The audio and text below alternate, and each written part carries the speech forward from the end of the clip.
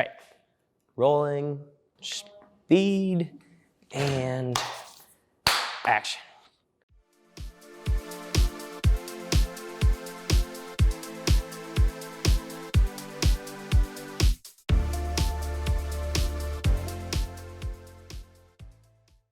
All right, so what differs the digital mass media program from any other program?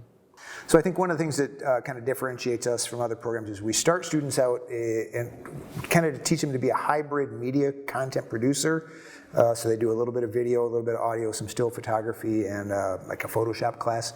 And then they track into their specialization, so either video production or audio production.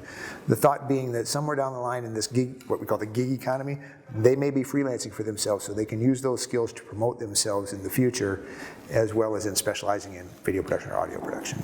So. Okay. What makes the digital mass media program different? I would say the hands-on work. We work with hefty equipment, and we work in studios that are like, $250,000, I would say. And we get to work with, our instructors are professionals that have been in the field, They teach us about video, audio. Another thing that makes the digital mass media program different, I would say, is the fact that we qualify for the Last Dollar Scholar, and that basically means that everything is paid for, pretty much, and that helps a lot, especially if you don't have a lot of money going into college, straight out of high school, and you don't want to go into debt, or you're coming back after years of not being here. Anybody comes in and anybody can qualify for it. It's just a lot of hands-on work, lots of works with cameras and editing software. The college provides you a lot of resources that you might not be accessible to anywhere else. I know personally I was not accessible to any Adobe Flash equipment or anything like that.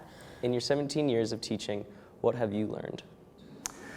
So I think the biggest thing is that has been the change in the students, and that as a teacher I need to learn to adapt to that.